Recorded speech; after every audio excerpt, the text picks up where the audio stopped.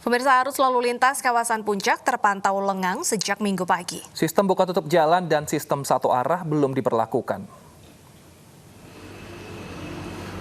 Sejak Minggu pagi, jalur arah Jakarta menuju Puncak dan sebaliknya terpantau lengang.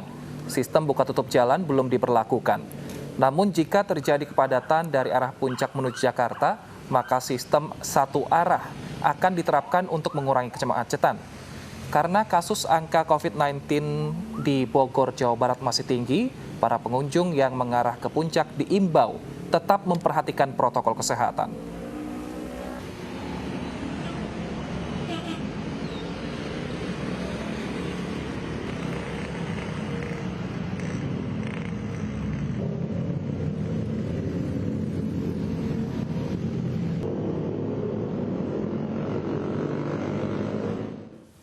Ya, Puncak ini masih menjadi alternatif utama bagi warga ibu kota yang ingin berlibur karena lokasinya memang tidak jauh dari ibu kota Jakarta. Jadi sekitar 1 jam kita sudah bisa sampai ke Puncak. Nah, akhir pekan tentunya juga menjadi ajang warga ibu kota bertamasya ke beberapa lokasi di Puncak, pemirsa. Kita akan pantau apakah terdapat keramaian terutama di masa PSBB ini. Sudah ada rekan kami Armalina di sana. Selamat siang Armalina. Berdasarkan pantauan Anda hari ini, bagaimana lokasi wisata? Apakah terjadi kepadatan pengunjung? Ya, Deta Wilson dan juga pemirsa, untuk lokasi wisata yang berada di Puncak, salah satunya ini adalah di Taman Safari ini. Ini kami tidak melihat adanya kepadatan ataupun keramaian begitu terlihat begitu. Di mana memang tadi kami sempat bertanya dengan salah satu dari pihak Taman Safari mengatakan memang ada penurunan pengunjung ini sebesar 40 hingga 50% sejak sekitar sepekan lalu. Dan memang untuk di Taman Safari ini sendiri memiliki beberapa spot, itu diantaranya ada Safari Journey, lalu juga ada Baby Zoo, dan ini tempat saya berada saat ini merupakan tempat yang paling favorit, yaitu adalah Istana Panda, di mana pengunjung ini bisa melihat secara langsung bagaimana hewan panda ini terlihat ada di kawasan alam terbuka begitu. Dan kami melihat ini pengunjung juga masih tetap menerapkan protokol kesehatan. Mereka tetap menggunakan masker selama berada di lokasi begitu, dan memang tidak adanya keramaian ataupun kepadatan seperti biasanya. Karena tadi kami juga melihat untuk di kawasan arus lalu lintas juga tidak adanya kepadatan sehingga tidak diberlakukan sistem one way. Nah, kita mencoba wawancara salah satu pengunjung yang berada di Taman Safari. Halo, selamat siang. Dengan siapa namanya, Mbak? Sama Mbak Isti. Mbak Isti. Mbak Isti dari mana nih? Boleh agak kesini sebentar, Mbak? Oke. Dari Tangerang. Dari Tangerang. Mbak Isti ini dari Tangerang, jauh-jauh ke Taman Safari.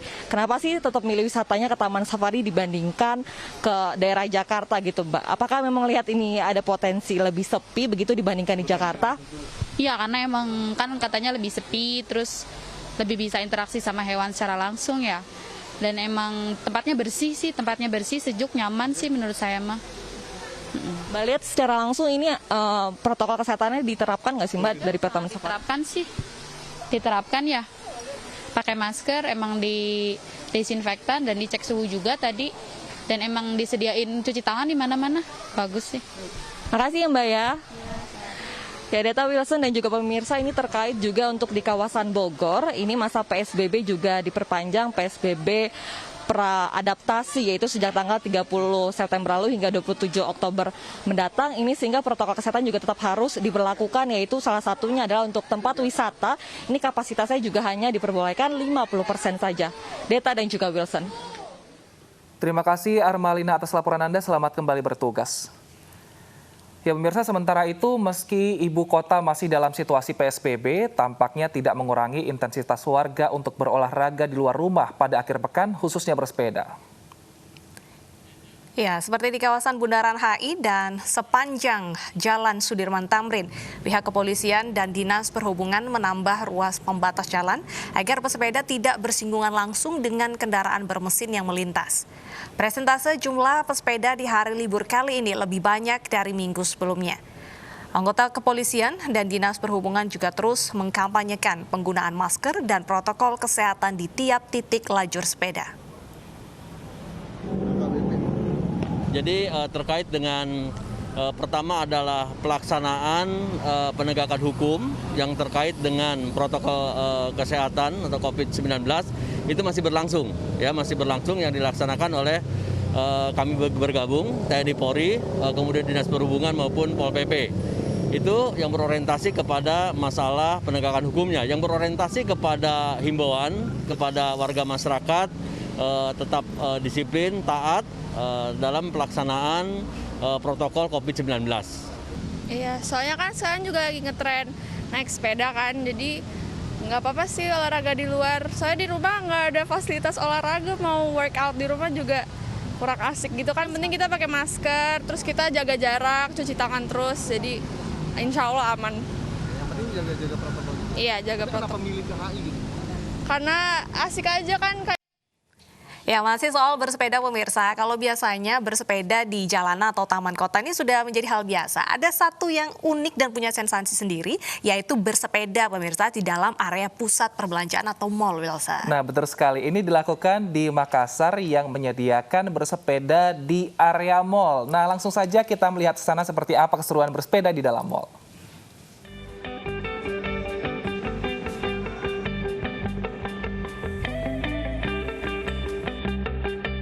Berkunjung ke mal merupakan aktivitas yang digemari sebagian masyarakat. Selain bersantai, juga bisa berbelanja segala kebutuhan.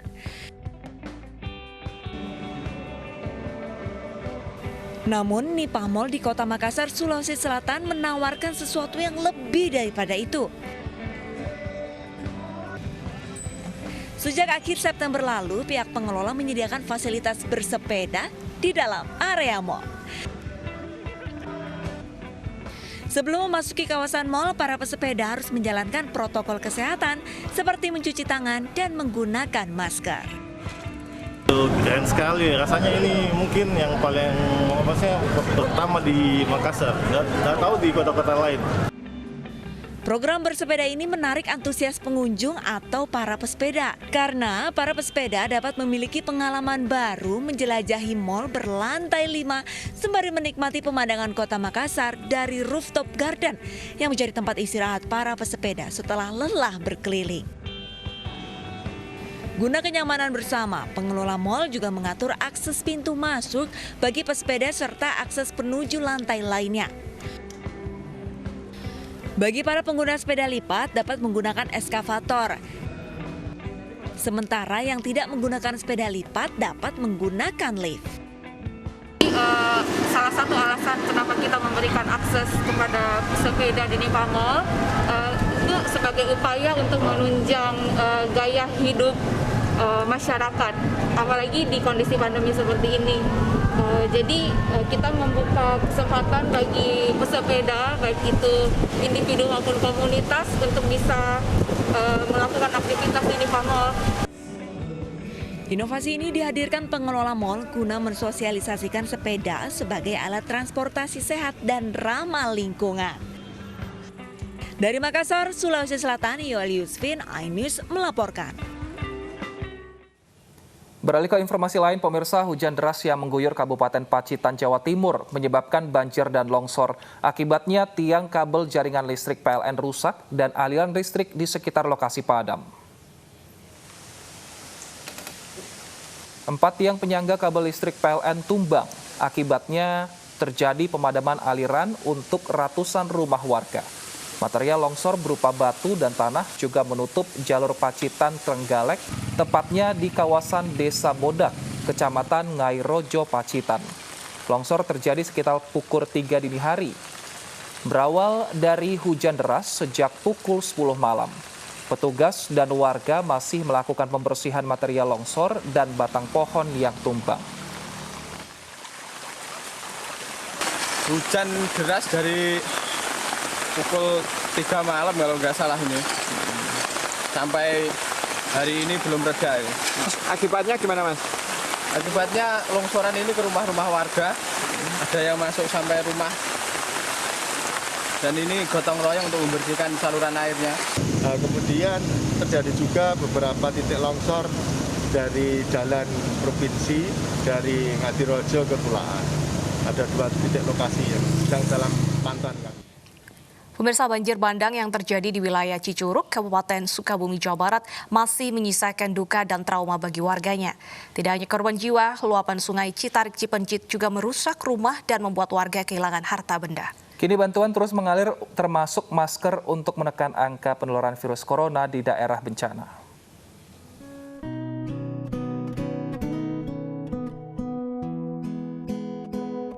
Pasca banjir bandang yang melanda Desa Pesawahan, Kampung Cibuntu, Kecamatan Cicurug, Kabupaten Sukabumi, warga mulai membersihkan rumah mereka. Warga bahu-membahu juga membersihkan puing-puing dan bekas banjir yang berserakan di jalan desa. Musibah ini menyisakan duka dan trauma bagi warga, terutama di detik-detik banjir datang dan menghantam rumah-rumah mereka.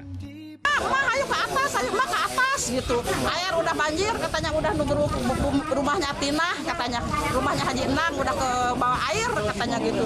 Mami minggat ke atas ikut sama orang-orang. Warung saya roboh, terus rumah udah dimulai dari semua mobil, barang-barang semua hanyut. Membantu meringankan beban warga, MNC Peduli langsung turun ke lapangan memberikan bantuan berupa beras, mie instan, dan masker kain untuk warga. Masker menjadi penting agar warga tetap aman dari paparan virus corona. Di masa pandemi ini kan memang sudah banyak yang kena dampaknya. Tentu kami prihatin terhadap masyarakat yang terkena bencana belakang-belakang ini. Dan kami tentunya berharap agar kondisi mereka bisa dipulihkan dan kembali seperti semula. Dan bantuan ini kami tampung di posko ini untuk segera kami salurkan kepada masyarakat yang terdampak bencana. Musibah yang menimpa masyarakat Cicurug patut mendapat perhatian kita semua. Untuk itu mari kita bersama MNC Peduli terus berempati terhadap para korban bencana alam yang terjadi di Indonesia. Tim Liputan iNews melaporkan.